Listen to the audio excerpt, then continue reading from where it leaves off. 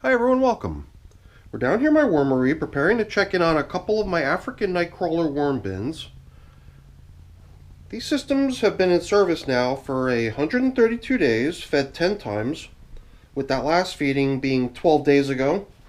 Those bins are over here in the corner, and I reviewed the video from last time, just really quick. I breezed through it, I didn't even listen to the audio, I just sort of scrubbed through the footage. And we did leave these systems last time in such a way that we kind of concluded the video, and then there was a little bit of extra footage at the very end showing me spraying water in here. So I guess the parting thoughts on the last check-in might have been that perhaps the systems weren't quite damp enough to provide the worms with a comfortable home. So today we'll get to check in on it 12 days later. Hopefully by adding the water, covering it with plastic, we've enabled the system to maintain a nice comfortable moisture level. If not, we can always add more water. So since these little guys are due for a feeding today, we're going to get them up on the bench and we're going to get them taken care of. So let's get started. Well, looking over the menu items today, I see a lot of brown. Or, well, maybe if you look more carefully, purple. That's a grape, and then I see a little tomato down here. Or is that another grape? It is another grape. And the skin is not burst on those things, so I wonder if they're going to stick around. I see banana, potato peels, I think a chunk of a pear I might have seen a moment ago. No coffee today, but a couple coffee filters that we could use as feeding zone indicators. So let's get to feeding these little guys. All right. See a little social gathering of worms over here in bin number 1 on top of the feeding zone indicator that we laid down.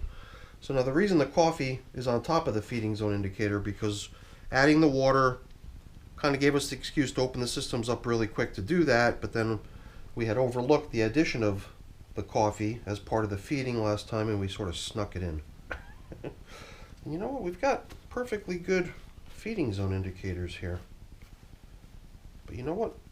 We like to reuse certain types of materials that have just been sort of sitting around as perhaps bedding or other functions in the bin, and then just try to get them kicked into high gear by putting them near the foods and almost turning them into a food item versus being a bedding item. So since we've got replacement feeding zone indicators to lay out at the end, we'll use these old feeding zone indicators as supplementary bedding to accompany the feeding. So now another thing that I do sometimes is that I'll collect up some of this leafy matter that I find out on the top, if it's still holding up and if there's enough of it to be useful, and use it as our foundation for the feeding. And I'm just getting this kind of weird feeling that I don't know, it just feels like there's a lot of stuff in these systems. And I'm wondering if perhaps easing back on the addition of a lot of bedding might be a good idea to let the levels sort of collapse a little bit and drop down. But I don't know, that's just a weird gut feeling that just came to me now. I can't explain why, but I do believe that instead of piling these things down into the hole and putting food on top of all these lovely leaves, we'll just keep them off on the side and use them to cover up with at the end. How does that sound? Because I do have supplementary bedding to accompany the food, because at least we got the old feeding zone indicators that we'd like to reuse, as well as some of my prepared bedding. So we will use some, but we'll try to scale back, I think, on this go around. All right, now it's coming back to me as I start to dig into the feeding zone of bin number 1. I did have a bunch of banana bread, and I threw a couple slices of banana bread into this system. The stuff was broken into little tiny pieces and spread out all across the feeding zone here. And as I've seen in other systems where I fed that same stuff, it's just sort of sticking around. And here I believe we've encountered the peel of a banana. But you know what? I really didn't want to make too much of a big deal out of it. I mean, at this age, 132? I'm thinking about some of the systems that I'm bringing to an end at around this time. I've got like maybe 2 systems where I've already done the first initial primary haul out of worms, and now it's just sort of clean up and round up of the stragglers. Other systems, I'm just starting into the movement of the worms out of their finished casting so I can haul them out and move them. And the ages of those systems sort of, and even the number of feedings that those systems had over their lifetimes, seems to be right in that ballpark of being about twice as what we've got going on here. So that kind of tells me that this system is just sort of in midlife. It's probably the other reason I thought that if we were to slow down on the addition of tons and tons of bedding, then we might have a somewhat more sane environment in these systems rather than being kind of operating in a situation of at capacity, and that just always adds up to being a little bit of a pain, you know. It's always nice to leave yourself a little bit of space, a little room to move around and get things done rather than being boxed in and restricted. That's just me though, I don't know. Look at all these wormies.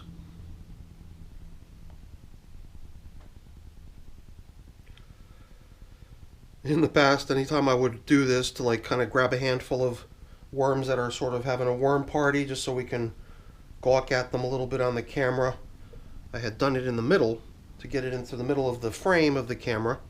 But then every time a little something, anything would drop off, it made me worry that I might be stranding worms. So I just wanted to make sure that that didn't happen here.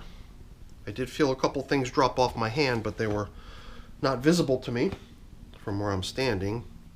So it did feel to me like perhaps, despite my effort to prevent worms from getting stranded out on the table, it might have happened, and that's just the reason I wanted to make sure that that had not happened. So let's see if we got as interesting a thing going on over here in the feeding zone of bin number 2. I see, you know, leftover bedding type materials. My first instinct though is, where are the worms? There would have been almost identical setups. And speaking of identical setups, I just bumped into a little spherical chunk of corn cob, which I had also found one of over in bin number 1, which reminds me that this is the system where we had fed a whole bunch of these little chunks of corn cob that turned into little balls in my blender, spinning around and around and around, refusing to get ground up, and then I couldn't resist hanging on to them because they did look so cool being little balls. So now we're seeing a little bit of worm action over here, but certainly not much. And look what I just found, another corn cob sphere. And there's a bunch of them. I do remember that bin number 2 had many more of them than bin number 1. So I don't know what's going on here. I mean, I don't see... It did seem to me like chunks of leftover banana bread in bin number 1 were visible. But here in bin number 2, I don't know if I even saw any. Kind of weird to think that perhaps one bin's appetite is different, or tastes are different than the others. You would think it's all kind of common stuff. So okay, this gives us a little opportunity to have some fun with one of our corn cob spheres. I mean, these go way, way back.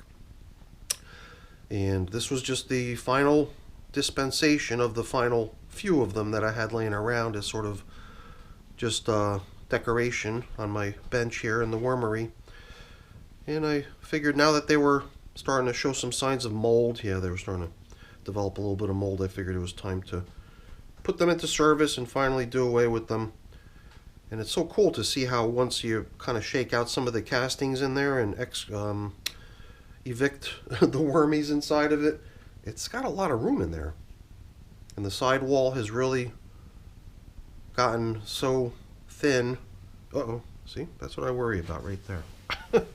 Sorry, just want to make sure we're not letting ourselves get distracted and then causing one of our wormy friends a problem in the long run. So just a really quick closer look at one of these corn cob spheres, of which we've now found 5. But you know what, let's press on, because I just want to get this feeding taken care of and let these little guys get back to work. And perhaps even more importantly is I'd really like to explore the rest of bin number 2 to see if we can at least stumble upon where the worms are hiding. Because the fact that we didn't see as many, or hardly as many, as what we found in the feeding zone of bin number 1, I don't know, anything that's different between the systems always kind of draws my attention and my curiosity. Like, you know, hey, how come things were that way, you know.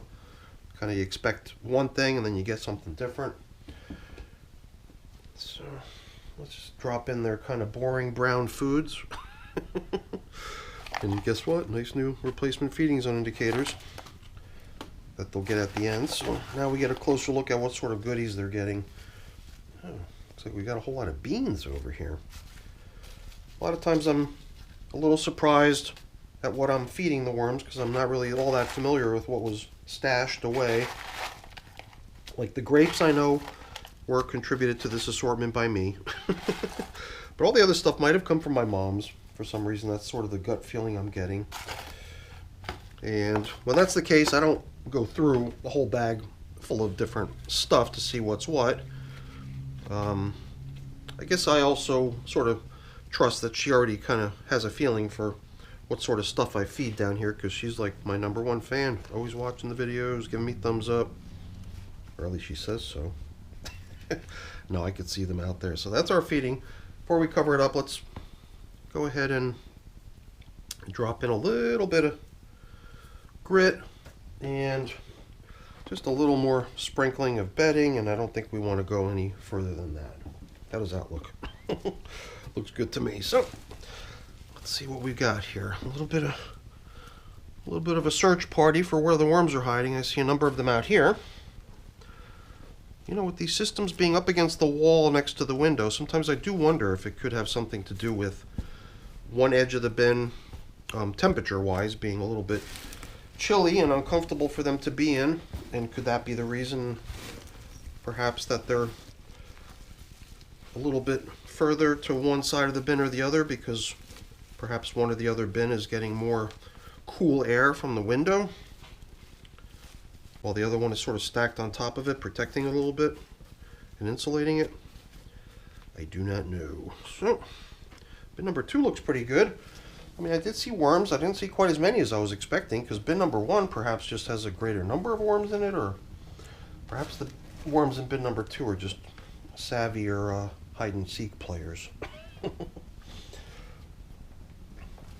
I kind of like what we did here, where we kind of deviated from what we originally talked about doing, which was try to preserve all this leafy matter to become a replacement top covering. But just as good as that, I believe, is what we've done here, which is to allow some of it to actually get blended in here and there, while, you know, still keeping around some of it so we get that kind of top coating feel. And yeah, as far as feel goes, once again, I got that feeling like, man, these systems seem a little bit, I don't know. It just seems like there's a lot of stuff in them. I'd really like to see some of the bedding that's already in these systems kind of collapse down, and the level overall drop a bit. I think that would be kind of nice. And the other thing that I think is kind of nice is to include some moisture now, rather than leave it as an afterthought and having to come back up here on the bench. It's just so much easier. And I guess, you know, I don't know if it's visible on the camera as far as how damp things are, but just from touching it, handling it, I would have to say that the stuff is pretty comfortable. And you saw that the worms are hanging out in all portions of the system, not just where the feedings and the moisture that comes with the feedings has been getting put, but they were out on the edges, quite comfortable out there too, telling me that the moisture levels out there are also at least adequate or comfortable enough for worms to be utilizing it as a place to hang out. Alright, we did manage to get a good bit of the debris off my gloves, rather than letting the stuff get rinsed off and lost forever. But that's pretty much it for our check-in with the African nightcrawlers today. Fun check-in. It was kind of cool that we encountered that one little worm ball, otherwise it might have been a little bit of a boring check-in, don't you think?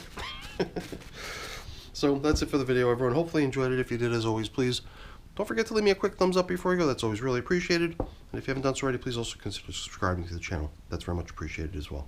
One more peek. Any worms? Good. We're safe. Let me get rid of this stuff and we'll be out of here. Bye.